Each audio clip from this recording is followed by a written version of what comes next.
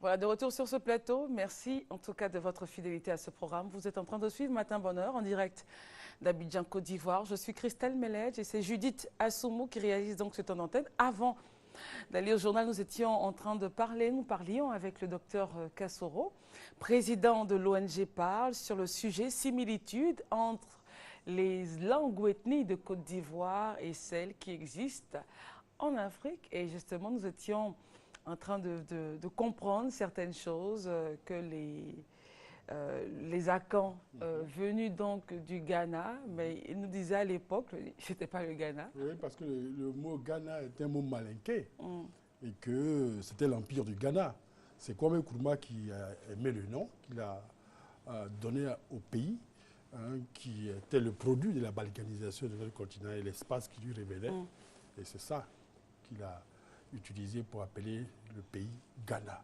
Donc Ghana, c'est un mot malinqué déjà.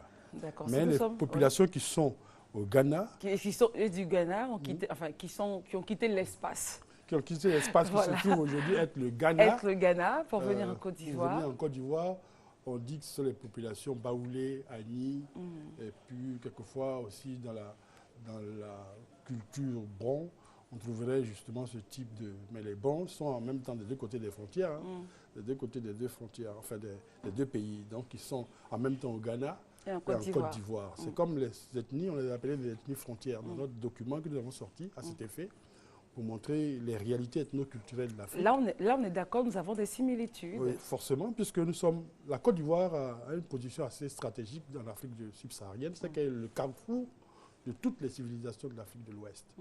Les civilisations quoi se retrouvent en Côte d'Ivoire.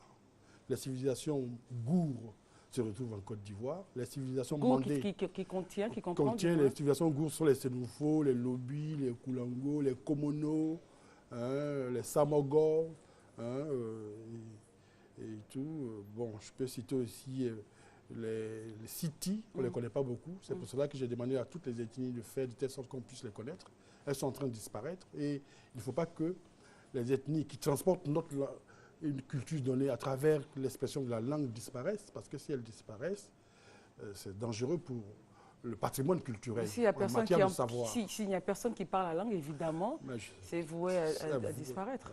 C'est comme ça que les Gondja ont disparu. C'est la dernière à avoir disparu en Côte d'Ivoire.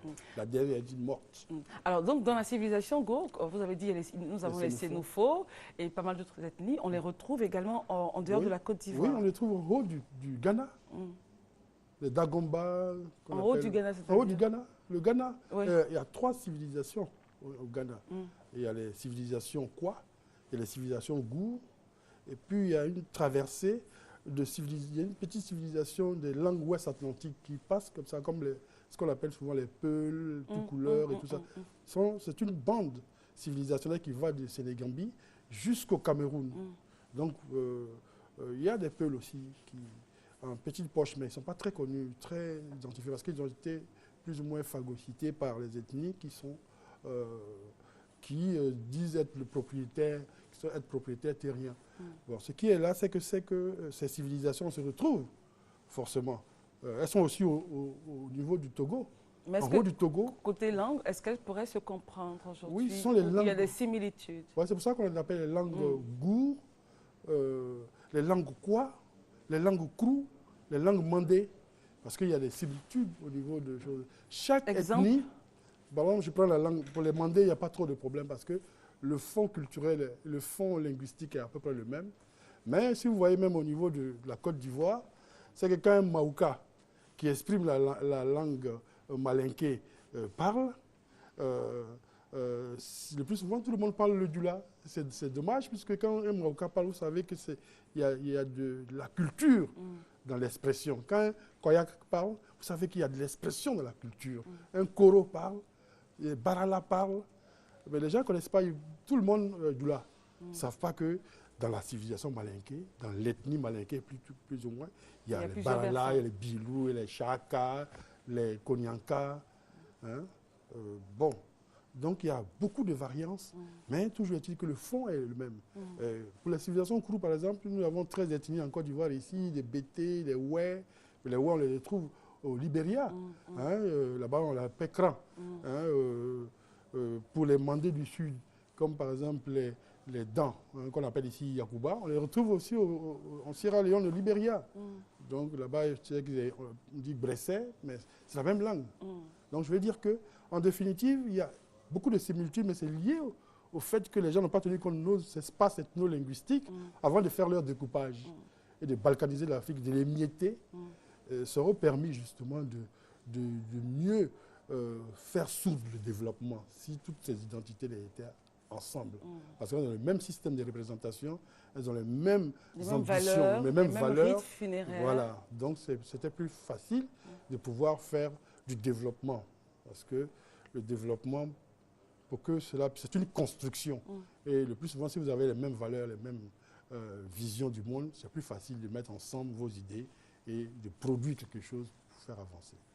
Vous restez en notre compagnie, Dr Kassoro, vous êtes le président de l'ONG Parle. Aujourd'hui, nous parlons des similitudes entre les langues ivoiriennes et les langues qu'on retrouve en Afrique. Alors, la problématique maintenant, c'est de savoir comment faire pour, si nous sommes d'un groupe quelconque, un groupe Gour, je me retrouve par exemple au Cameroun, comment faire justement pour comprendre ce qu'ils disent, puisque nous avons quand même des similitudes. Lorsque vous voyez la tenue Yakuba, avec comment je peux expliquer ça, les rayures, vous avez les mêmes tenues chez un peuple qu'on appelle Bénu, c'est au Nigeria. Ça m'a vraiment, je me dis, mais attends, ça c'est les Yakuba portent ça chez nous. Donc en fait, il y a pas mal de choses comme ça. Peut-être cela viendrait de, comme vous l'avez dit, on pourrait remonter à l'Égypte ancienne ou carrément se dire que le découpage a été peut-être mal fait. Mais aujourd'hui, quelle solution justement pour que l'Afrique soit une et qu'on puisse se comprendre? Ce sera juste après cet élément. Nous partons à Dikodougou, madame, monsieur Dikodougou, Edgar Goran y était. C'est un jeune département de la région de Korogo à l'occasion donc de la réalisation d'un documentaire sur le Poro. L'équipe de production pilotée par monsieur Edgar Goran a bien voulu nous produire ce reportage intitulé Dikodougou entre culture et développement. Et juste après, nous aurons à prendre langue avec le directeur général du CIAPOL pour la dépollution de la baie de Cocody. C'est à suivre, c'est RTI1. À tout à l'heure. Toutes les forces vives du département de Dikodougou sont mobilisées pour la cérémonie d'accueil du premier préfet de la localité. Dikodougou, c'est un département de la région de Korogo. Il est composé de 3 sous-préfectures. Le chef-lieu de sous-préfecture Dikodougou, Boron et Gembe.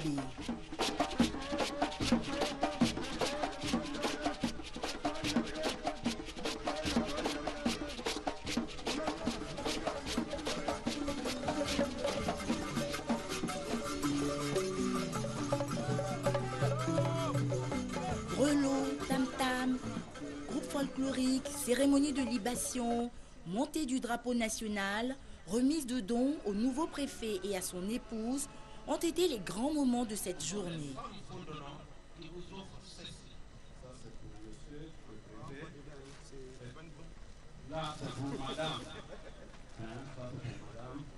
Passé les clameurs de la fête, la ville replonge dans son quotidien. Une somme de réalité pénible, autant pour les populations que pour les autorités administratives. Tous les services administratifs de la ville de Dikodougou sont dans un état défectueux quand ils n'existent pas, comme c'est ici le cas de la mairie. Nous sommes ici à l'état civil et comme vous pouvez le constater, l'état de délabrement de ce bâtiment, de ce bureau est très avancé. Vous voyez le plafonnage qui menace de tomber sur les documents et sur les pauvres travailleurs ici. Le secrétariat du secrétaire général, c'est le même constat. Les plafonds, les tôles qui sont carrément percées. Quand il pleut ici, il est impossible de travailler. On continue de faire le mariage. Les réunions de la municipalité, du conseil municipal se tiennent ici, dans les conditions que vous pouvez imaginer, vu l'environnement. Nous avons la salle de mariage. Les vitres ont volé en éclats. Le plafonnage, c'est la même chose. Ça menace de de tomber sur des participants à quelques réunions que ce soit. Quand il pleut aussi, ici est inondé. Si Diko Dougou est handicapé sur le plan administratif, le département arbore un meilleur visage sur le plan agricole.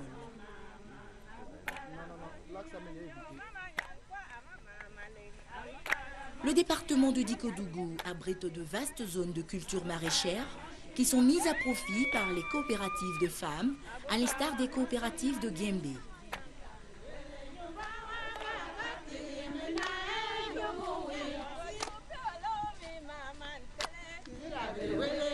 J'ai Pindoka, j'ai jusqu'à Yefon qui est à 15 km de Korogo.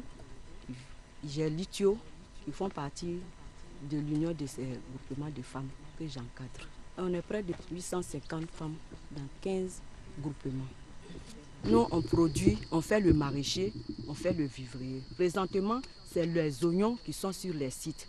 Après la récolte des oignons, elles font le piment. Il y a la pépinière de piment qui est déjà en place. Après le piment, ensuite, certains groupes font le riz, il y en a qui font le maïs, il y en a qui font l'arachide sur les sites. Si les bas-fonds sont aménagés, si on fait des retenues d'eau, ça va faire beaucoup plaisir et ça va faire développer la sous-préfecture de Guembé.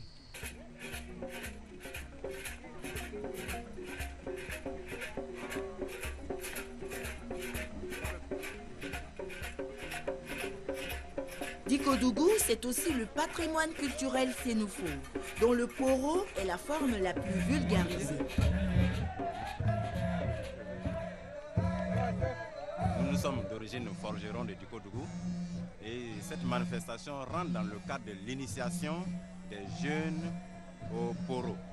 Et cette initiation, dans l'initiation, il y a des étapes de joie. Et c'est la célébration du mi-parcours de l'initiation qu'on manifeste par la sortie de ce grand masque qu'on appelle le bœuf éléphant.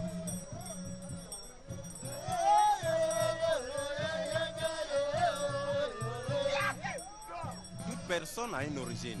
Mon origine, c'est le fait d'être sénoufo. Ma tradition, c'est le poro. C'est par cette identité que je m'identifie. Le fait d'être fonctionnaire ne veut pas dire que, ou bien intellectuel ne veut pas dire que on a coupé avec les racines. Il faut une communication entre nous qui sommes en ville et nos frères qui sont au village. Vous voyez, il y a les femmes dedans, il y a les hommes dedans, donc c'est ouvert à tout le monde. Il y a des éléments comme cette manifestation que nous pouvons utiliser pour faire venir les touristes, pour faire connaître qui nous sommes réellement, pour faire passer le message à ceux qui pensent que la tradition est l'œuvre du diable. Si Diko Dougou peut être fier de sa culture et son agriculture, il est urgent pour les cadres et ressortissants de la région de penser véritablement développement. En dehors des cadres politiques, jusqu'à ce jour, nous n'avons pas de contact avec les cadres originaires de Diko Dougou. Or, Dieu seul sait qu'ils sont nombreux. J'ai saisi toutes les lucarnes pour leur dire. Le développement de leur circonscription ne peut pas se faire sans eux. Voilà le message donc, du sous-préfet qui appelle les cadres de la région à venir donc, pour participer au développement de cette région. Je rappelle que nous étions à Diko Dougou, donc, qui est un jeune département dans la région de Korogo. Voilà, c'était à l'occasion d'un documentaire sur le poro que vous aurez à voir en intégralité sur notre chaîne. Elgar Goran donc a juste pris 5 minutes pour voilà, un reportage intitulé Diko Dougou entre culture et développement. Je rappelle que vous aurez à voir ce documentaire en intégralité sur notre chaîne RTI1. Merci en tout cas de votre fidélité. Et cette émission, vous pouvez la revoir sur le www.rti.ci. Docteur Kassoro, restez en notre compagnie, ne partez pas. Nous allons maintenant prendre langue avec le directeur, j'ai dit directeur général, c'est le directeur du Centre ivoirien anti-pollution. Et là, nous parlons de Siapol. Vous êtes là pour nous parler donc du démarrage effectif des travaux de dépollution de la baie de Cocody. Merci d'être là, monsieur le directeur. Alors, concrètement, que se passe-t-il au niveau de cette baie pour qu'aujourd'hui on parle de dépollution? Merci, madame. La baie de Cocody, comme les autres baies lagunaires d'Abidjan, ont des problèmes. Problèmes de pollution. Il faut dire que toutes les eaux usées d'Abidjan se déversent dans notre lagune. C'est toutes les eaux usées dans les quartiers en amont de cette lagune. Et vous voyez la baie de Cocody, toutes les eaux usées des quartiers comme Abobo, Plateau de Cuy, William Civil, Adjamé jusqu'au plateau se déversent dans cette baie. Et cette baie pose problème. Nous avons réalisé des études qui montrent que cette baie, la qualité de cette baie est vraiment dégradée. Face à cette situation, l'État de Côte d'Ivoire a pris des dispositions. Parce que souvenez-vous, dans les années passées, les inondations récurrentes au carrefour de l'Indénié. Depuis l'an dernier, vous avez vu qu'on n'a pas eu trop d'inondations. Parce que l'État de Côte d'Ivoire a pris des dispositions pour parer à ces problèmes. Et là, il y a des grands travaux, des grands chantiers d'assainissement. Grâce au projet d'urgence d'infrastructures urbaines, des grands chantiers sont ouverts. Parallèlement à ça, l'État a prévu des actions de dépollution dans la baie de Cocody pour avoir des résultats durables. Quels sont les travaux que nous devons entreprendre? D'abord, on a mis en place un comité interministériel de suivi des travaux. Alors, je voudrais dire qu'on présente là en ce moment à l'antenne l'état du canal qui draine les eaux usées vers la lagune, c'est cela? Oui. Alors, ce canal, il est bouché? Il était bouché, mais on l'a débouché depuis l'an dernier. Mais pas très propre. Pas très propre. Comme je l'ai dit, ce sont les eaux usées qui quittent depuis Abobo. Avec tout dedans. Hein. Tout dedans, c'est-à-dire les sachets plastiques, les pneus, tout se retrouve dans la baie de Cocody. Okay. Et comme action, en 2011, on a mis en place un comité interministériel de suivi des travaux de dépollution de cette baie. Le comité était présidé par l'ex-premier ministre, son Excellence Soro Guillaume. Et le ministre de l'Environnement, de la Santé urbaine et de développement durable assure le secrétariat. Et dans le cadre de ce comité, le gouvernement a instruit monsieur le ministre pour aller rechercher de l'expérience, de l'expertise, des partenariats pour venir dépolluer cette baie. Et le ministre a effectué ses missions en Suède. Les démarches ont abouti à la signature d'un protocole d'accord entre le SIAPOL et des experts suédois, regroupés dans un consortium d'ONG EcoAfrica Group. Ces experts sont venus, ils ont travaillé sur la baie, ils ont étudié, ils ont fait des prélèvements, des carottages et ils ont proposé un plan de dépollution. Ce plan de dépollution consiste d'abord à acquérir 2 engins, un bateau de dragage et un bateau de traitement des eaux. Depuis une semaine, nous avons reçu donc ce bateau de dragage et depuis lundi, la formation sur 2 semaines continue et a commencé pour le personnel local. Après cette formation, c'est-à-dire 2 semaines après, nous allons commencer maintenant les travaux de dépollution proprement dites. Il s'agit d'abord de désherbage du plan d'eau, c'est-à-dire enlever toutes les herbes qui sont sur le plan d'eau. Il s'agit de l'enlèvement des déchets solides qui sont dans cette baie. Il y a aussi le déguerpissement des fleuristes. Oui, il y a le déguerpissement des fleuristes parce qu'il fallait préparer la plateforme pour qu'on puisse vraiment avoir la place pour pouvoir travailler. Donc après l'enlèvement des herbes, des déchets solides, nous allons commencer maintenant à l'excavation des terres qui sont dans la partie consolidée de la baie. Une fois tout ceci fait, il y aura maintenant l'arrivée d'une deuxième machine, la machine de traitement. Alors cette machine qui arrive là sur l'écran, c'est laquelle? C'est celle-là, oui. C'est le bateau de dragage, ça. Ok. Alors il consistera à faire quoi concrètement? Comme je l'ai dit, il consistera à d'abord enlever toutes les herbes qui sont sur le plan d'eau, à enlever les déchets solides qui sont dans cette baie. Et il faut une seule machine ou pour l'instant on n'a qu'une seule? Pour le moment, on a une seule machine. Sinon, pour être efficace, il faut au moins 2 ou 3? Bon, ça dépend de la durée. Nous, le plan de dépollution que les Suédois nous ont soumis, le projet dure 4 ans. Donc pendant ces 4 années, on aura à enlever donc les herbes, à enlever les déchets solides, à enlever donc à excaver les terres qui sont dans la partie consolidée, draguer les sédiments et les traiter. Voilà en gros les grandes étapes de ces travaux de dépollution. D'accord. Alors vous dites que ça va durer 4 ans. Oui. Alors bon, on va faire un peu de, on va courir sur 4 ans. Après ces 4 ans, concrètement, on devrait assister à quoi sur la baie, concernant la baie? Alors la baie redeviendrait ce qu'elle a été dans les années 60, 70 et tout ça, c'est cela? Bien sûr, c'est à ça que nous voulons arriver. Arriver, d'accord. Alors comment justement faire en sorte d'éviter que qu'on assiste à cet état que nous dénonçons aujourd'hui? Est-ce qu'après les travaux de dépollution, il y aura un suivi, il y aura des équipements, enfin bon, il y aura un aménagement en sorte qu'on n'ait plus de fleuristes qui s'installent, on n'ait plus de déchets qui arrivent ça et là? Qu'est-ce qui est fait à long terme pour éviter d'avoir encore à parler de dépollution de la baie? Merci madame. L'aménagement, le district a proposé un plan d'aménagement après notre passage, après la dépollution de cette baie. Il y aura un aménagement des abords de cette baie. Concernant les eaux usées qui continuent d'arriver, comme je vous ai dit, c'est un problème d'assainissement.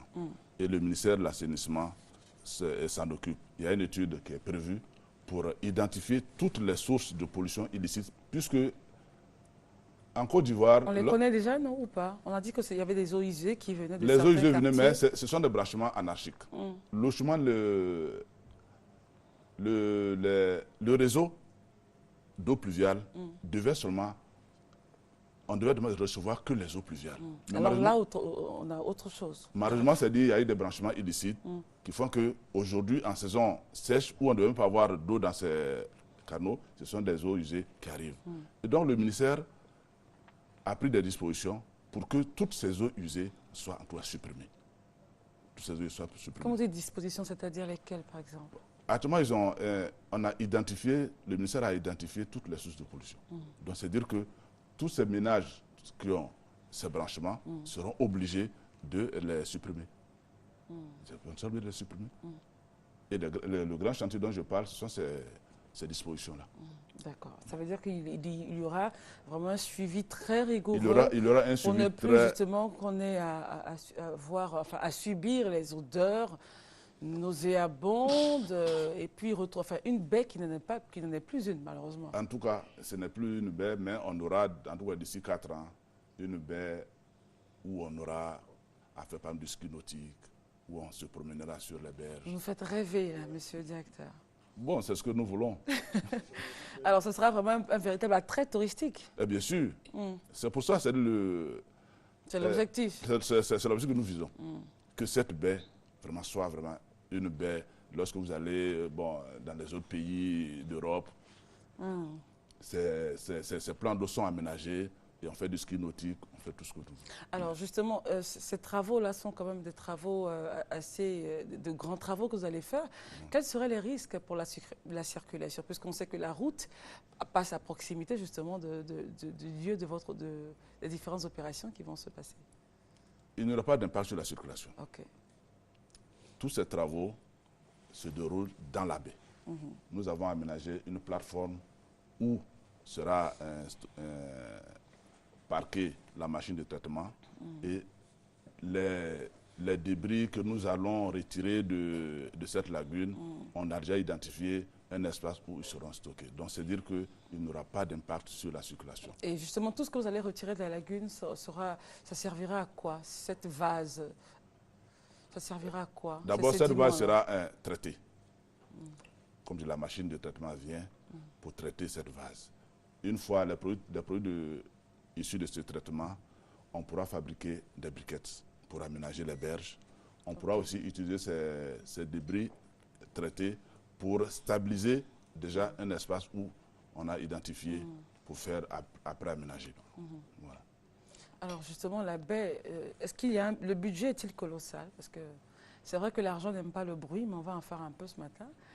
Pour dépollutionner donc cette magnifique baie, je dis magnifique en parlant du futur. Du futur, oui, je suis d'accord avec vous. Voilà, alors parlons de budget. Et cela, on sait que c'est une collaboration, du moins une coopération Côte d'Ivoire, État suédois. Ça se passe comment dans le fond? Les machines ont été, je crois, vous avez pu les acquérir par l'effort de l'État de Côte d'Ivoire. Bien sûr. Le plan de pollution que nous ont soumis les Suédois est chiffré à 10 milliards 5. L'État de Côte d'Ivoire apporte 10% et les partenaires suédois 90%. Okay. Dans la part que l'État apporte, ça nous a permis d'acquérir cette machine et la deuxième qui va arriver. Ce sont des machines de la Côte d'Ivoire, du SIAPOL. Donc ils resteront ici. Qui resteront ici. Alors, le temps de formation est-il suffisant pour que notre personnel local puisse maîtriser l'utilisation? J'ai dit, il y aura 2 semaines de formation de base. Justement, je demande si c'est suffisant. Ça, c'est une formation de base. De base, ok. Lorsque vous allez acheter un téléviseur, le marchand vous indique tel bouton, quelle est l'utilité de tel bouton, tel bouton. Donc, la formation de base, c'est toujours savoir utiliser les manettes, les options. Après, mais après, on a deux experts suédois qui seront en permanence avec nous pendant ces 4 années pour continuer la formation. Par exemple, les travaux de désherbage, d'enlèvement des déchets solides, d'excavation de terre seront réalisés. Il y aura quand même une assistance suédoise, en tout cas pendant les 4 années, ils seront là. Alors pour l'instant, on parle de la dépollution de la baie de Cocody, mais est-ce qu'il existe en Côte d'Ivoire d'autres baies qui subissent les mêmes problèmes que cette baie-là? Et est-ce qu'on aura aussi un projet de dépollution pour ces autres baies-là? Abidjan compte beaucoup de baies. Et comme je dis, toutes les eaux usées d'Abidjan se retrouvent dans ces baies. Et beaucoup de baies sont polluées. La baie de Cocody, c'est un projet pilote. Ah, d'accord. Nous avons acquis ces machines-là. Nous allons acquérir de l'expérience pendant 4 années que nous allons exporter sur ces autres baies. En tout cas, les autres baies seront aussi dépolluées dans le temps. Alors, monsieur le directeur du SIAPOL, je voudrais juste, je sais que vous le savez, mais tous les Ivoiriens, en tout cas, espèrent retrouver cette baie-là, magnifique. Ouais. Vous avez dit, on va y faire du ski nautique, on pourra aller passer du bon temps, se balader et tout, comme un peu à l'époque. Alors, vous nous rassurez encore une fois, je voudrais revenir sur les projections dans 4 ans. Après 4 années de travaux intenses, on retrouvera Abidjan, Perle des Lagunes, via cette baie-là? Bien sûr, c'est pour ça, c'est l'objectif que nous visons, c'est de retrouver cette baie. Tous ceux, depuis les années 60-70, qui ont connu cette baie, ont vu que les gens, réalisaient des skis nautiques, tout ça, et c'est ce que nous voulons arriver. Ça nous voulons arriver. Quel conseil prodiguer aux populations? Parce qu'au total, nous sommes un acteur très, très, très important dans cette affaire. Que devons-nous faire et que devons-nous arrêter justement de faire? La canalisation d'eau pluviale doit seulement passer que de l'eau pluviale. Mais en Côte d'Ivoire ou à Abidjan, on s'est rendu compte que ces caniveaux sont des poubelles. C'est là que nous rejetons nos sachets plastiques, nos ordures ménagères, nos eaux usées. Si la population pouvait un jour s'arrêter pour dire non, ça c'est destiné à l'eau pluviale qu'on respecte. Je pense qu'on va retrouver notre baie. Vous comptez faire une campagne de sensibilisation justement parce que c'est en amont? Il est prévu dans notre projet, oui. Il est prévu en tout cas la campagne de sensibilisation. Et le ministère de la Constitution aussi a prévu dans son plan la campagne de sensibilisation. Monsieur le directeur, vous êtes le directeur du Centre Ivoirien Anti-Pollution. Rapidement, une présentation de ce centre-là. Le Centre Ivoirien Anti-Pollution, c'est un établissement public à caractère administratif, créé par décret 91-662 du 9 octobre 1981. Et c'est ce décret qui aussi définit les missions du SIAPOL qu'on peut résumer en 4 principales missions. D'abord, la première, c'est le suivi de la qualité des milieux récepteurs. Et j'attends par milieu récepteur l'eau, le sol et l'air. La deuxième mission, c'est la surveillance continue du milieu marin et lagunaire par des patrouilles régulières et la lutte contre la pollution de ces milieux. La troisième mission, c'est le contrôle des établissements insalubres, dangereux ou incommode. Et la quatrième mission, la dernière, c'est la lutte contre les végétaux aquatiques envahissants et la dépollution des sites. Et les sauriens aussi qui se baladent de temps en temps. Mais bien sûr. Alors parlant de, justement, juste pour terminer, ça c'est vraiment en off, je vais dire, pour la dépollution de cette belle chose. Vous en avez rencontré des sauriens? Des sauriens, c'est quoi? Des crocodiles ou des caïmans, enfin bref? Oui, en tout cas, il y en a. Vous en avez rencontré là, dans cette baie là? Dans cette baie, oui. Peut-être que même lorsque nous allons commencer à retirer les sédiments, on va les rencontrer. Et vous allez les déplacer simplement ou Déplacer, bon, comme je ne suis pas spécialiste, je ne peux pas. Nous, on a peur. Donc, si vous connaissez... Il y en a dans cette baie. Si, il y en a même des pitons, on a trouvé même des pitons. Ouais. D'accord. Bon, encore les pitons, je veux dire, mais les sauriens... Enfin, pitons ou sauriens, c'est pareil. Ouais. Mais vous, en tout cas, vous savez quoi faire lorsque... Si toutefois, vous en rencontrez. Non, je pense qu'on va prendre contact avec le directeur du zoo pour qu'on puisse en tout cas les déplacer aller au zoo.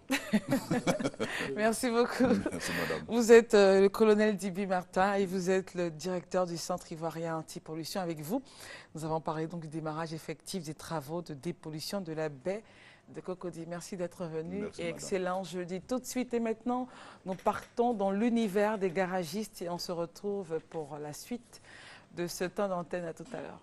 Merci. La voiture n'est plus aujourd'hui un luxe. Elle est une nécessité. Tout comme le corps humain, la voiture exige un entretien. Besoin élémentaire chaque matin, vérification du niveau de l'eau et de l'huile. Quand la voiture ne fonctionne pas, ces personnes sont habilitées à mettre tout en œuvre pour trouver la cause de la panne. Qui prend leur voiture, il ne prend pas. Mais vous savez là comme ça, hein, si quelque chose arrive tout de suite là, c'est lui qui est premier à nous envoyer à la police. Ce droit là, on ne sait même plus qu'est-ce qu'on va faire. Ici, dans la commune de Trècheville, ces garagistes réparent tout type de véhicules. Des garages poussent à longueur de journée comme des champignons. Et des personnes s'approprient ce titre. Mais n'est pas garagiste qui veut. Ce métier, comme tout autre, a ses critères. Un garagiste, c'est lui qui a appris à travailler sur les véhicules, sur les voitures. Donc, c'est un technicien de tout. Au sein de son garage, il doit avoir électricien, mécanicien, tôlerie, climatisation. C'est ça qui regroupe un garage. Bon, un garagiste, c'est lui qui est comme les patrons. Il doit avoir tous ses employés au sein des garages qui sont qualifiés à faire leur travail. En principe, les garagistes doivent exercer leur métier dans des lieux bien précis. Face à certaines difficultés, ils affirment ne pas avoir le choix.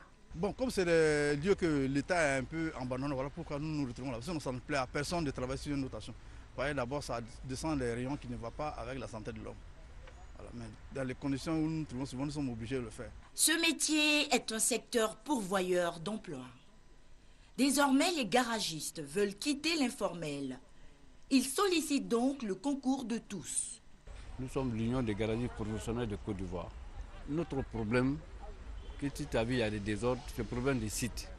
Quelle rue tu prends à Abidjan aujourd'hui que tu ne trouves pas de garage au bord du goudron? Il n'y en a pas. C'est pas bon. Mais il faut trouver des sites pour nous, pour que on puisse s'engager là. Un seul garage peut employer plus que 30 personnes. Quand un parcelle ne t'appartient pas, comment tu peux mettre des sérieux dessus? C'est ça le problème. L'Union des garagistes professionnels de Côte d'Ivoire, UGPCI, existe depuis 1996.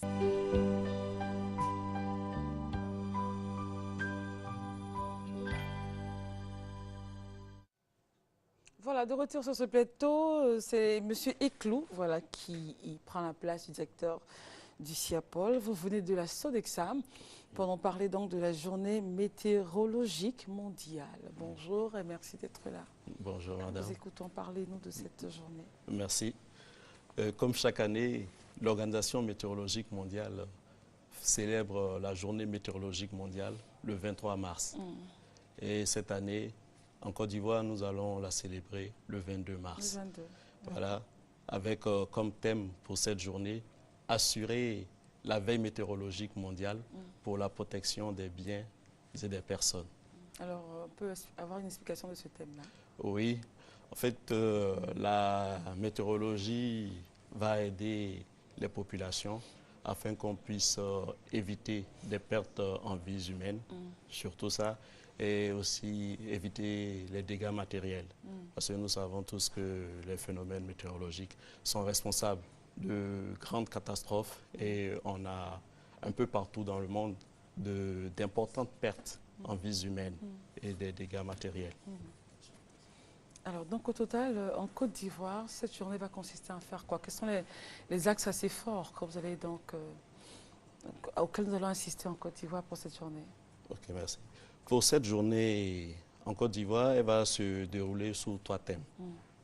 Nous aurons 3 phases et la première phase va consister en des conférences. Voilà, la seconde en des visites d'équipements météorologiques. Et la dernière phase va consister à une signature de convention entre le district d'Abidjan et la Sodexam. Voilà, c'est comme ça que cette journée du 22 mars va se dérouler et elle va s'effectuer au district d'Abidjan. D'accord. Alors, ce sera donc à partir de 8 h? Oui, à partir de 8 h. Donc, à partir de 8 h, il y aura l'installation. Et dès 9 h, nous aurons les premières conférences avec pour thème, la première, c'est l'impact de la météorologie sur le plan socio-économique. Parce que nous savons que toute activité est tributaire de la météorologie. Bien sûr. Ça veut dire si vous n'avez pas l'information météorologique à temps, vous risquez d'entreprendre une entreprise qui peut s'avérer désastreuse. Voilà, donc à travers ces thèmes, les différents opérateurs économiques, les grands publics pourra se retourner désormais vers la Sodexam par sa direction de la météorologie nationale pour avoir des informations très importantes sur tout phénomène qui peut déboucher, qui peut surgir et entraîner peut-être des dégâts que nous ne souhaitons pas. En tout cas, nous ne les souhaitons pas du tout. Alors, pour terminer vos contacts, nos contacts, nous avons le 21 58 20 01. 21 58 20 01, c'est donc les contacts de la Sodexam, oui, c'est cela? Vous pouvez appeler, voilà, c'est une ligne groupée. D'accord. Et on va vous diriger vers le service qu'il faut pour des informations météorologiques. Merci beaucoup. Vous étiez donc là pour nous parler de la journée météorologique mondiale. Et vous êtes Monsieur Eklou, vous nous venez donc de la Sodexam. Merci d'être venu. Oui, rapidement, c'est plus. Je voudrais ajouter qu'il est important que le grand public sache qu'il y a un service de météorologie nationale. Et lorsque vous avez des activités à réaliser, il est important de se diriger vers ce service pour avoir ces informations, pour éviter des pertes d'argent et même des dégâts, des pertes en vies humaines. Parce que c'est ce qu'on remarque le plus souvent. D'accord. Alors, merci, madame. De rien, Monsieur Eklou. Merci beaucoup. Monsieur Doumbia Brahima, bonjour. Bonjour, madame. Voilà, vous êtes le directeur de la promotion du logement social et économique à la SICOJ. Et voilà, votre objet, donc, c'est le lancement de l'opération de pré-souscription logements sociaux. Tout à fait. Je dois dire que dans le cadre du programme présidentiel de construction de logements sociaux, le gouvernement a fait beaucoup d'efforts en matière de réforme, en matière d'abaissement au niveau ou de renoncement aux taxes, de mobilisation du foncier et de réglementation, donc pour faire en sorte qu'il y ait une production de logements pour les économiquement faibles. Il s'est avéré que pour mettre en œuvre ce programme, il fallait recenser les besoins et ensuite définir les programmes en fonction donc des besoins exprimés. C'est dans ce cadre que l'opération de présouscription aux logements sociaux a été concédée à la SICOJ, Société ivoirienne de construction immobilière et de gestion immobilière, que vous connaissez, dont le siège se trouve à Djamé, Mirador. Oui. Donc, cette cérémonie va se faire le 28 mars 2013, donc à l'esplanade du siège de la SICOJ. Alors, pour être éligible donc, aux logements sociaux, il faut remplir un certain nombre de conditions. être de nationalité ivoirienne. Le revenu ne doit pas dépasser, en tout cas de l'acquéreur ne doit pas dépasser 400 000 francs, donc inférieur ou égal à 400 000 francs si c'est un individu. Mais si c'est un couple séparé, la somme des revenus ne doit pas dépasser 400 000 francs. Ne pas être propriétaire d'un premier logement. Il doit être le tout premier en fait. Voilà. Et donc ne pas déjà être propriétaire d'un premier logement. Bon, qu'on soit salarié du secteur formel ou du secteur public ou du secteur informel, il n'y a pas de problème. Mais il faut avoir un revenu, il faut avoir une activité qui vous permet d'avoir des revenus. Mais quand vous êtes, par exemple, dans une profession libérale, il faut avoir donc, un compte contribuable et être à jour donc, des impôts maintenant, et puis bon, avoir un compte bancaire. Donc voilà les grandes conditions. Alors, pour cela, les présouscripteurs vont se rendre dans les banques, payer la somme, en tout cas les frais de présouscription qui s'élèvent à 30 000 francs. Donc c'est avec le reçu de paiement qui viennent maintenant à la SICOJ pour faire ces présouscriptions. Mais la SICOJ également va déployer des agents dans l'ensemble des communes d'Abidjan. Donc, ils vont être installés dans les mairies, mais également dans l'ensemble des chefs-lieux de département, 107 chefs-lieux de département, où ils vont travailler également dans les mairies pour recevoir donc les présouscripteurs, collecter les informations sur eux. Alors, les différentes banques dans lesquelles les versements doivent être faits, où il y a des comptes ouverts à cet effet, sont la BACI, le CSCP, la BACI, la BCC, la BNI, la BAO et la SGBCI. Je dois dire que quand vous avez fait cela, vous avez cette fiche de souscription qui vous est remise, que vous remplissez. Dans un premier temps, nous conseillons aux uns et aux autres de le remplir au crayon et de venir auprès de nos agents justement pour vérifier que donc, les informations ont été correctement renseignées.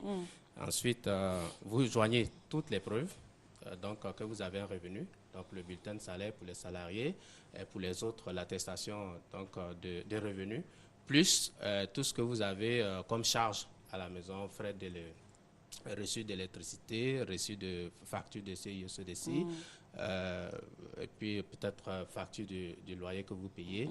En tout cas, toutes les charges que vous payez, parce que ce sont des éléments qui permettent d'analyser le dossier, de voir votre capacité de financement de paiement et donc de monter le dossier de prêt bancaire s'il y a lieu.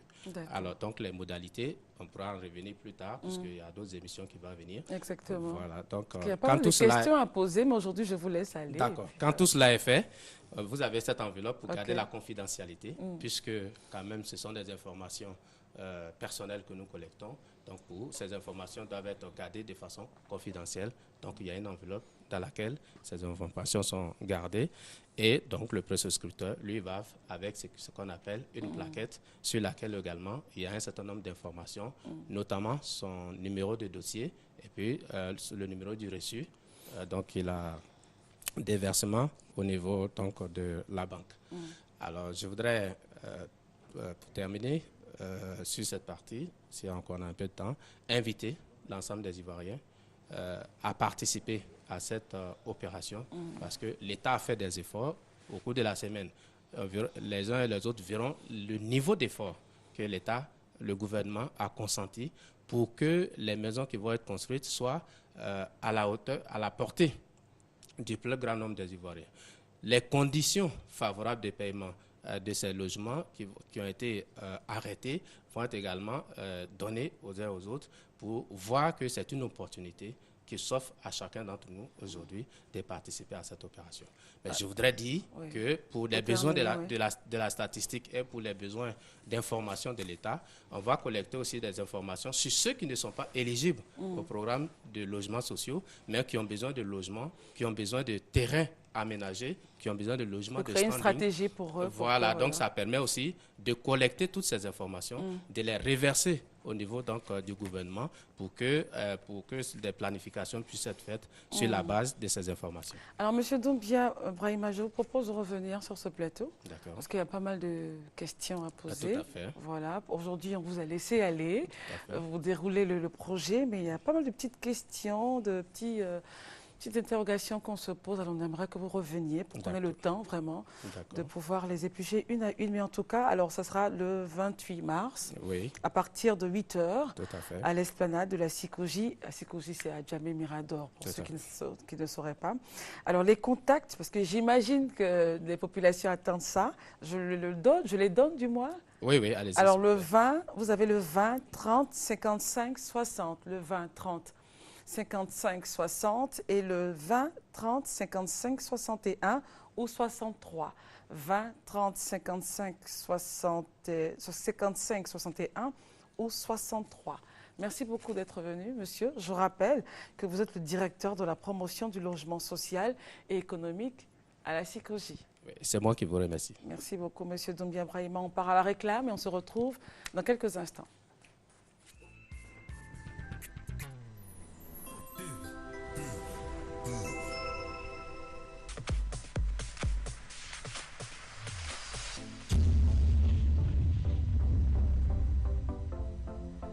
Avec Move Seconde, appelez désormais à 1 franc la seconde vers tous les numéros de tous les réseaux et ce, 24 h sur 24.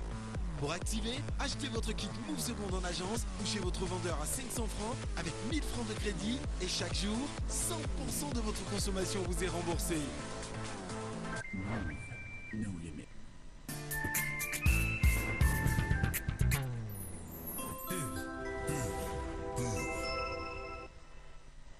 Voilà, de retour sur ce plateau, on va faire un peu silence s'il vous plaît.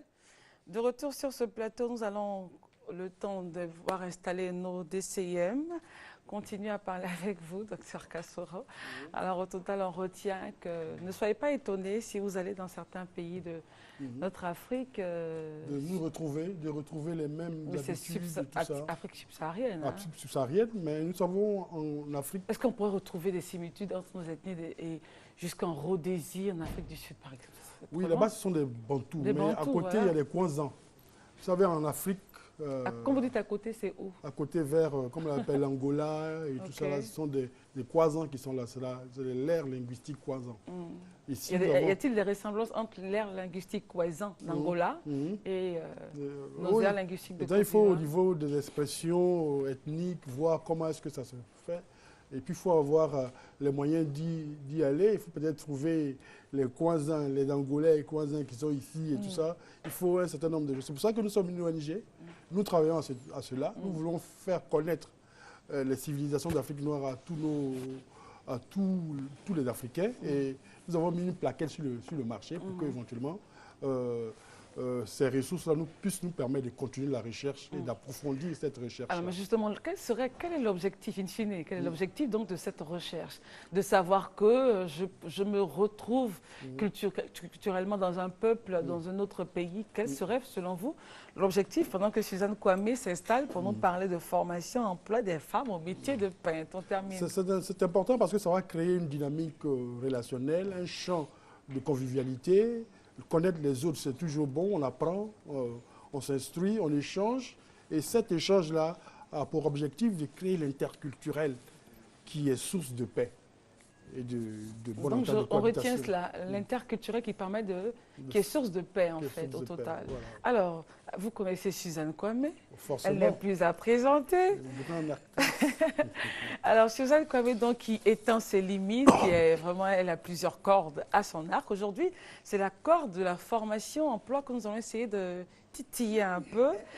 Formation-emploi des femmes au métier de peintre. Bonjour à Suzanne. Et nous avons deux dames dynamiques, magnifiques, qui sont là. Une déjà habillée, prête à attaquer le bâtiment ou le mur. Alors, d'où vient donc cette idée, Suzanne? Alors, cette idée vient de Africa Feliz, qui est une ONG basée en Espagne, qui, dans le souci de lutter contre la pauvreté chez les femmes, a initié un programme de formation au métier de peintre, mais exclusivement aux femmes de Côte d'Ivoire. Et donc, femme de 18 à 45 ans, si tu es diplômé ou pas, tu es à la maison, tu ne fais rien, c'est une occasion qu'on vous donne de venir apprendre le métier de peintre. Ce n'est pas évident parce qu'ici, on ne connaît pas ce métier-là. Les femmes ne sont pas en général dans ce métier. Quand on parle du bâtiment, très peu de femmes se retrouvent. Très peu de femmes se retrouvent là-dedans. Donc, ils donnent l'occasion, mais vraiment à toutes les femmes, de venir, ne serait-ce qu'avoir un métier. Voilà. Donc, 3 mois de formation qui aboutit systématiquement, comme je dis, mais c'est systématiquement au travail. Pourquoi? Parce qu'ils sont en train de lancer une peinture anti-insectes. Donc, cette peinture-là qui arrive, et donc... Quand vous dites ils sont, c'est l'ONG? C'est l'ONG. L'ONG avec des partenaires étrangers qui sont en train de venir lancer cette peinture-là qui existe depuis plus de 100 ans en Europe. Et c'est la première fois que ça arrive en Côte d'Ivoire.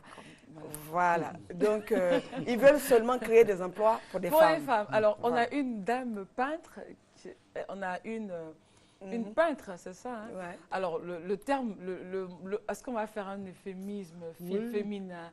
On va dire une peintre. Ouais. On va pas dire une peintre, machin. Bon, enfin, ce serait trop compliqué. Alors, on peut le remettre le micro, s'il vous plaît. Bonjour madame, vous vous présentez, vous êtes? Bonjour Christelle, je suis madame Kouyo Félicité Bogyo. Ok. Je suis peintre professionnel en bâtiment. Oh, c'est mignon ça. Alors, racontez-nous votre expérience. Vous avez appris le métier parce que vous l'aimiez ou par besoin? J'ai appris le métier parce que je l'ai aimé.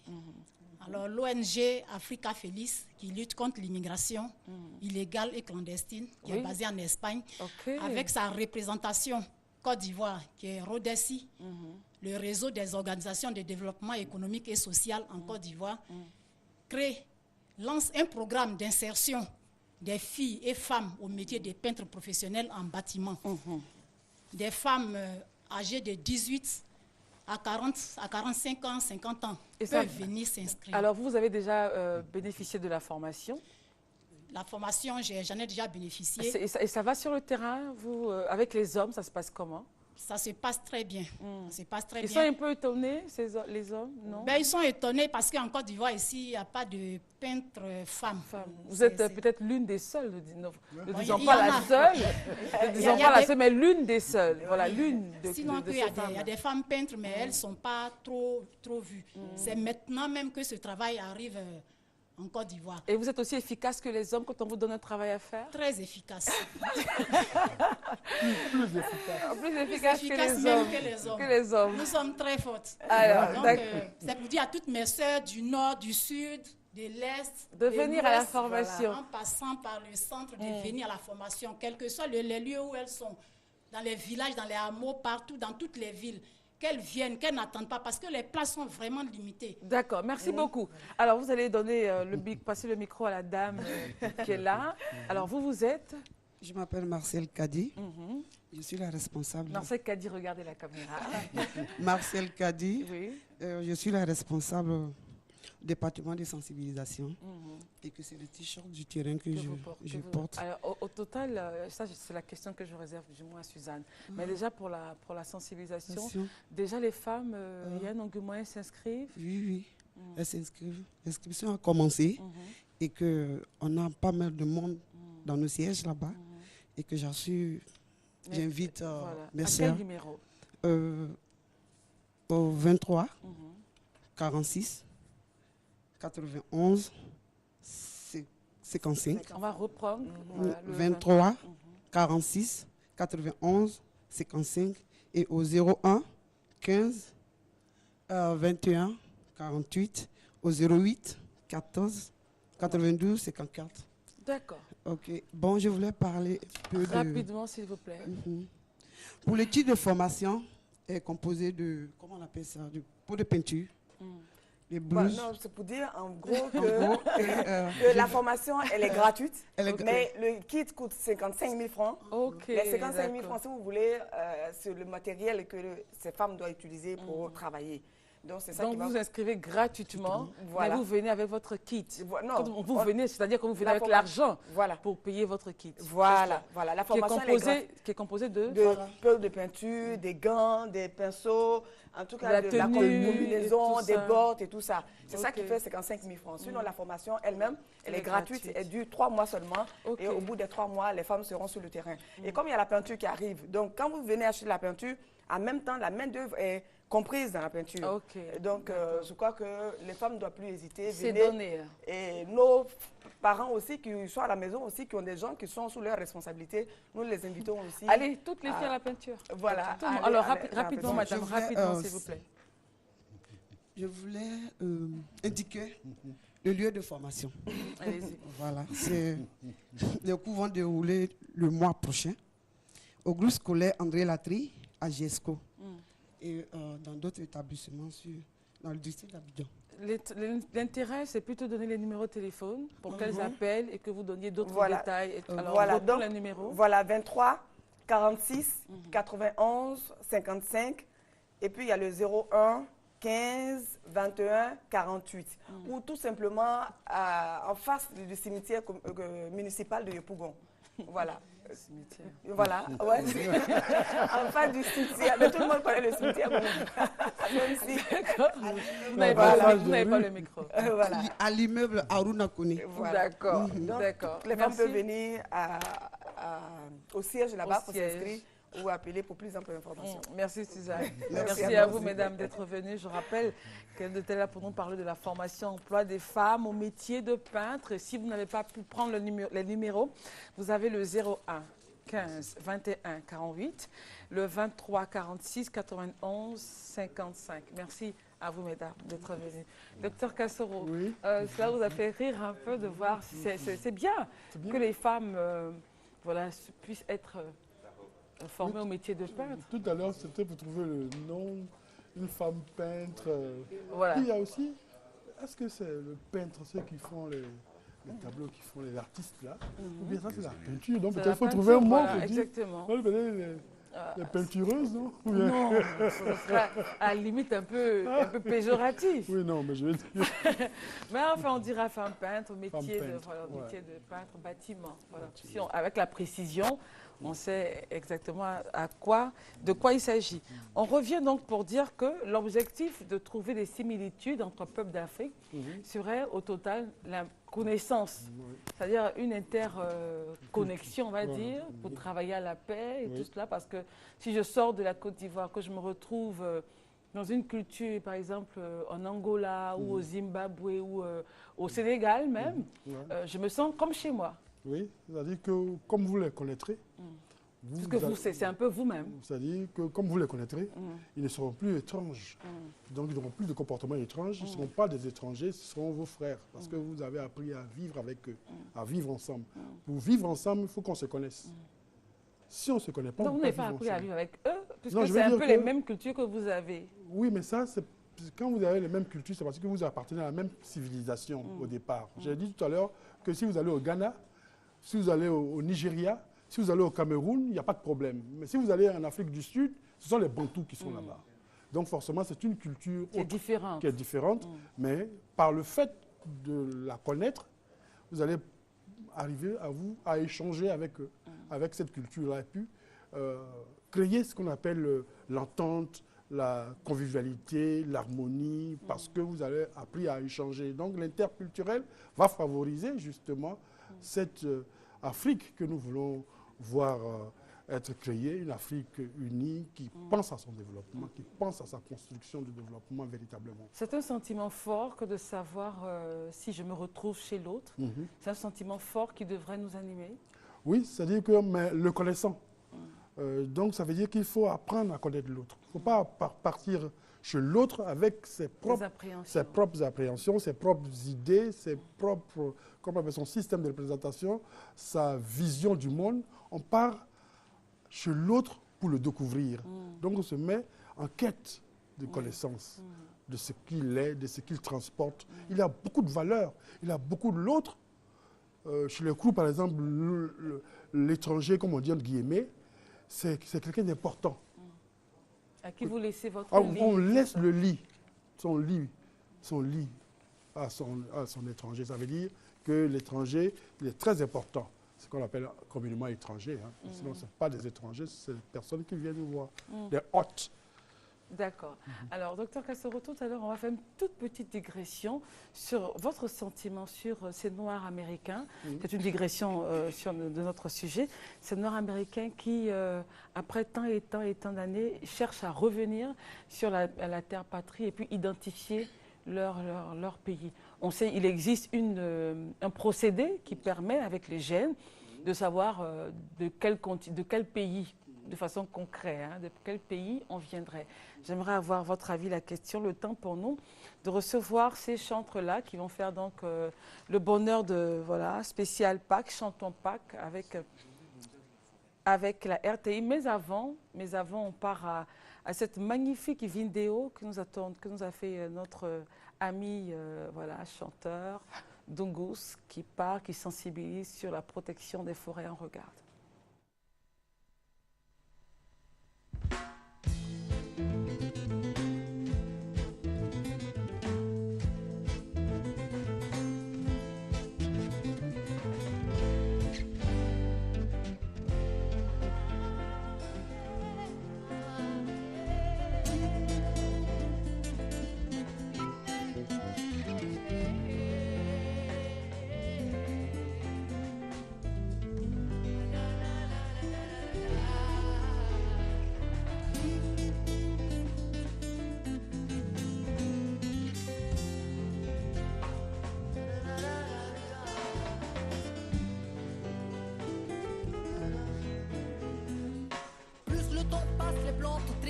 Le désert nous pourchasse, on est sous la menace. Regarde autour de toi et dis-moi ce que tu vois. Nos lacs se consument, nos forêts s'enfument, l'incendie nous plume, le monde s'écume. C'est la désolation, oui quelle consternation. Moi je rêve de voir un monde meilleur hiver. On peut vivre dans le bonheur et dans une bonne atmosphère. Je rêve de voir un monde meilleur hiver, où l'on peut vivre dans le bonheur et dans une bonne atmosphère.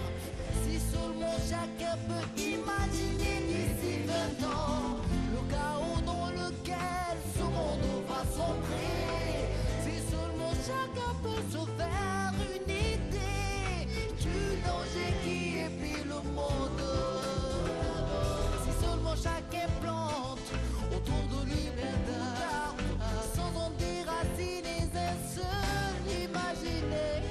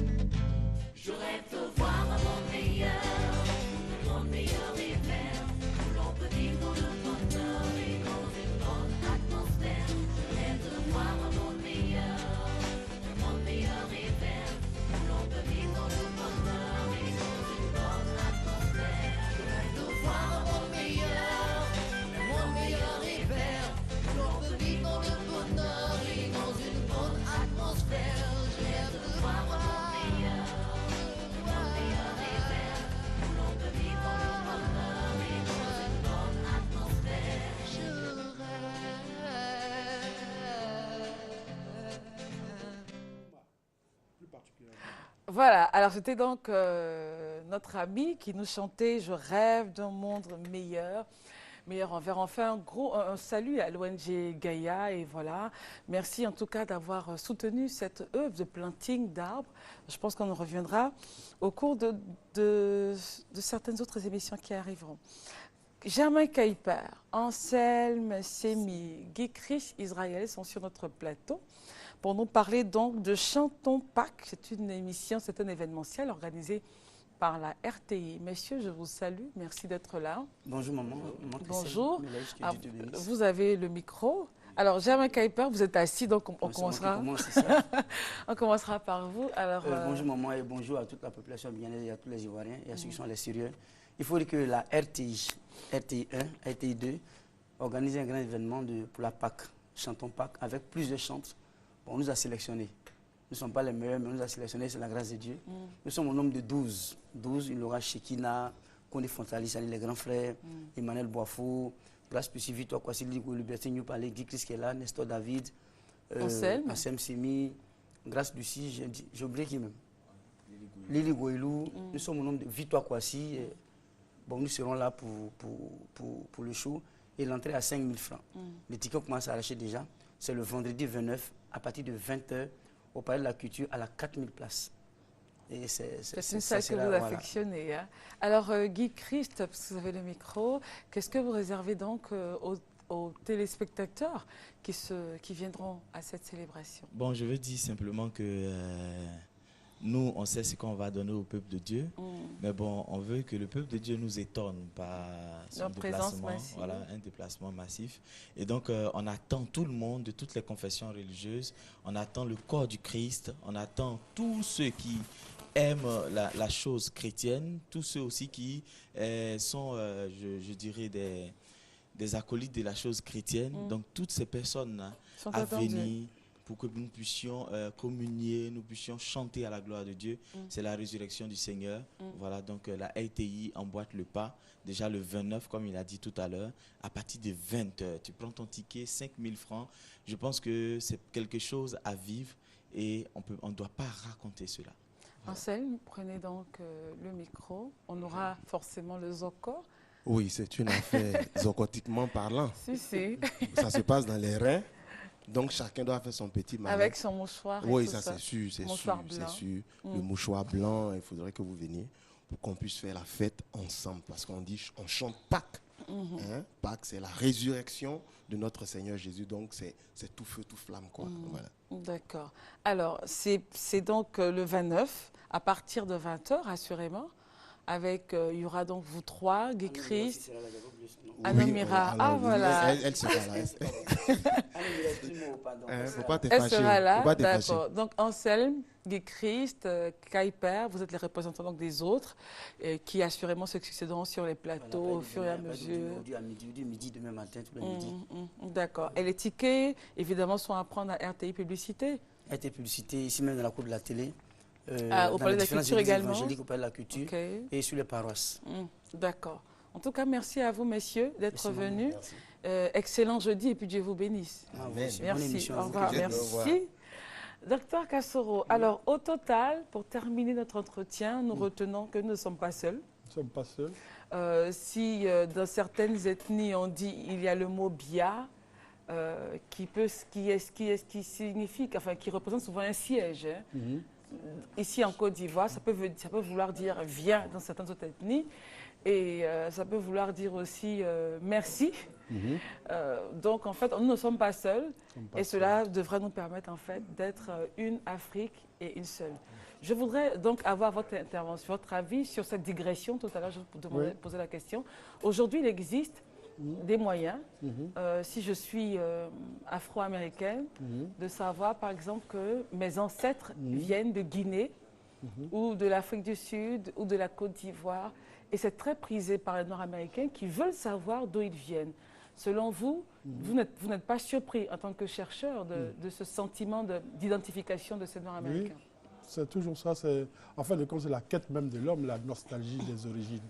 Chacun veut retrouver d'où est-ce qu'il est parti et même pour toute et ils font le voyage pour revenir. Ils font le voyage. On a vu le film de Kunta Kinte. Vous avez vu comment ça a plu aux populations africaines dans tous les pays. Les gens ont vraiment apprécié ce film. Et puis on l'a vu venir même dans la région du Sénégal. Mais dire qu'il vient de Guinée ou bien vient de Côte d'Ivoire, vient de Mali, c'est pas possible. Parce que le Mali, la Côte d'Ivoire et tous ces pays-là n'existaient pas quand ils partaient. Mais l'espace reste. Voilà, là, donc maintenant ils viennent des civilisations, des 15 grandes civilisations que je dis, nous sommes en Afrique justement, noire. avec cette recherche-là, on leur dit typiquement, si vous appelez Oprah Winfrey, vous venez de Guinée par exemple. Oui, mais vous êtes Guinée, vous venez des langues ouest-atlantiques ou bien vous êtes mandé. Parce qu'en Guinée, il y a des langues ouest-atlantiques que vous dirigez par les peuples, les selon vous, c'est un procédé qui est quelque peu faux. Non, ce n'est pas que faux. Ça veut dire que peut-être ça va situer sur la civilisation. Sur la civilisation. Ouais. Et puis maintenant, on va voir dans quel espace précis. Parce que la civilisation, il peut être de la civilisation des langues ouest-atlantiques qui se trouvent au Cameroun, puisqu'ils sont au Cameroun aussi, les langues ouest-atlantiques. Si on dit par exemple, vous venez bon, vous dites pour rester dans la Guinée, on sait très bien qu'il y avait cet espace, cet empire Songhai, qui était à cheval entre le Ghana, qui prenait une partie bon, vous allez dire que le Ghana n'existait pas, mais bon, pour ce qu'on a appris à l'école, on avait dans cet espace-là entre le Ghana et la Guinée quelque peu. Alors, dire à un black américain que vous venez avec les recherches qui ont eu à être effectuées, que vous venez de Guinée, pour vous, c'est... Le monsieur, enfin, on tromperait quelque peu le monsieur, c'est ça? Oui, on tromperait le monsieur parce qu'il vient peut-être de Guinée, mais c'est sur le plan géographique. Mais Guinée culturelle, peut-être. C'est-à-dire que si les Songhai, par exemple, ils viendraient du Mali, soit du Niger, soit du Burkina, vous comprenez? Bon, si les Mandés, ils viendraient par exemple de Sierra Leone. On ne dit pas Mandés, on leur dit, on leur donne des pays. Vous venez de Sierra Leone. Du Sénégal, par exemple. Vous venez de Sierra Leone. Ou bien vous venez du Sénégal. Oui, c'est ce qu'on leur dit. Oui, mais alors qu'ils peuvent venir de l'espace sierra-léonais, géographiquement s'entend, que de l'espace sénégalais, géographiquement s'entend. C'est la même civilisation. Je veux dire que c'est la même civilisation. Ils recherchent quoi? Ils recherchent l'espace. Donc, le nom du pays qui est associé à l'espace aujourd'hui actuel. C'est-à-dire le nom du pays, c'est pas hier on appelait par exemple le pays Haute-Volta. Si on dit, bon, vous venez de Haute-Volta, alors qu'aujourd'hui, ça s'appelle Burkina Faso. C'est le même espace? Oui, mais je veux dire que, a priori, ce n'est pas le même nom. Donc, ça veut dire que ce qui est important ici, à savoir, c'est l'ère linguistique à laquelle il appartient. Là, on ne sait pas, je ne sais pas, je vais fouiller encore pour voir si les chercheurs vont jusqu'à donner l'ère linguistique. Mais ils ne peuvent pas donner autre chose pour pouvoir déterminer d'où il vient. Si c'est un problème de ADN et tout ça, il sait que encore qu'il y a une compénétration, il y a des échanges biologiques, il y a des métissages, forcément, donc qui modifient un tant soit peu si d'aventure. Donc il y a beaucoup. Donc déjà, il faut pousser la recherche. Il faut la spécifier. Mais le sentiment, ce désir de trouver... c'est un effet c'est pour un la lieu quête. En Afrique. C'est la quête. Ils veulent retrouver leur Afrique d'avant. Donc ils ont besoin d'un point de chute. Et donc, il faut qu'ils trouvent un justificatif. Et c'est ce justificatif-là qu'ils ont trouvé. Sinon, a priori, connaître. Notre ethnie même est une négociation historique. Et on a terminé, on reviendra sur ce terme, négociation historique, les contacts de l'ONG, docteur. Nous sommes au 05 66 19 04, au 05 06 16 65. Voilà les contacts que nous avons. Sinon, ongparle@yahoo.fr. Merci beaucoup, Dr Kassoro, d'être venu. Merci l'ONG qui a établi donc ce livret, Ethnie d'Afrique. C'est très intéressant à voir. On se retrouvera demain. L'émission a été réalisée par Judith Assoumou. Je suis Christelle Melledge. Vous pouvez revoir cette émission sur le www.rti.ci. Et puis voilà, nous envoyer un mail à matinbonheur2@rti.ci. Au revoir et à demain par la grâce de Dieu.